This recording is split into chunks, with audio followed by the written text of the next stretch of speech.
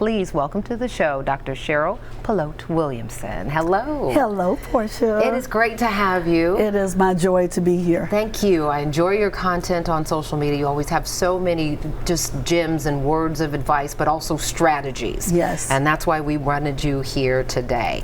But first, let's start by telling viewers about your story. What were you doing before you were in this chapter of your life inspiring others? I actually was going through a little depression, and a lot of people don't want to talk about that, but I was. My husband was diagnosed with cancer. My mother-in-law had passed away from cancer, and I actually got diagnosed with supraventricular tachycardia.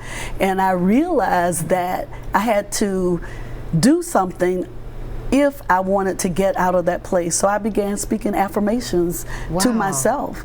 And then I started posting them online, and Portia, people started getting in contact with me saying, how can you help me? I am in this place. And one day I was in the shower and the Holy Spirit said, you need to write a book. And I said, where's the book gonna come from?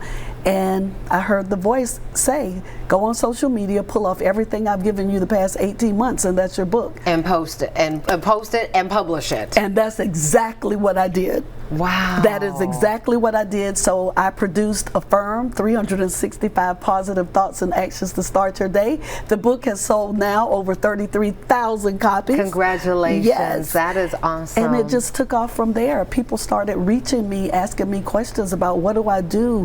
How do I get my book published? How can I live my best life? How can I make my mindset my superpower? And I began teaching people that. And let me ask you, what was your strategy for getting a broader audience? Because I'm assuming you started because you were an interesting background in directing films and doing other things. You didn't necessarily have a really broad platform, right? I didn't, Portia. I started on social media, and people started following me on social media, and then it started growing from there. Then corporations started getting in touch with me to come out and speak to their employees because they realized that my affirmations could affect their bottom line. Not could, did affect their bottom line. Let's be very clear. Let's be very clear. Yeah. And so it just grew from there. So the more that I was on social media and the more corporations started hiring me, the major conferences started bringing me in.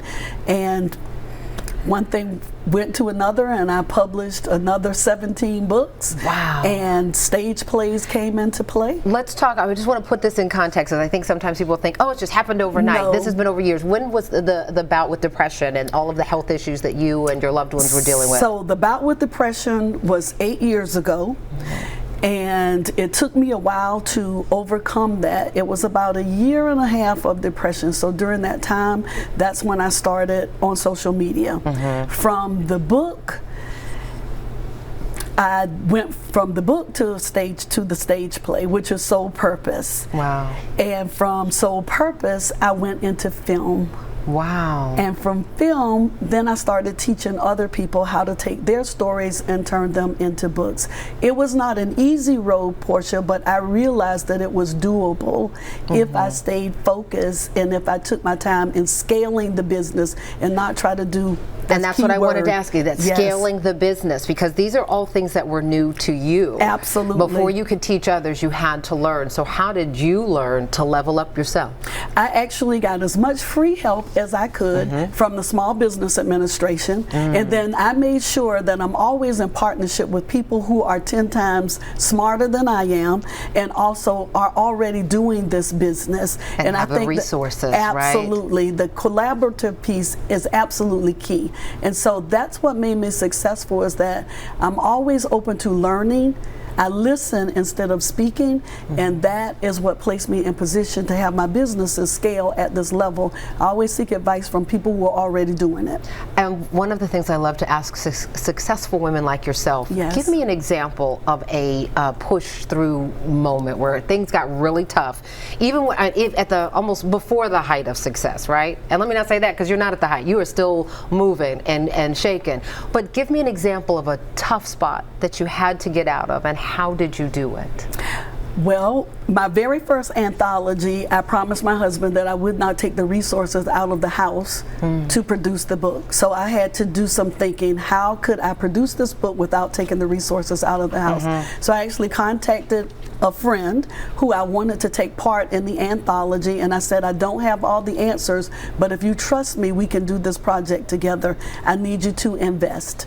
And so she invested in the project, and that's how I was able to hire the publishing company. Wow. Because my friend was willing to invest $2,580 wow. into the project.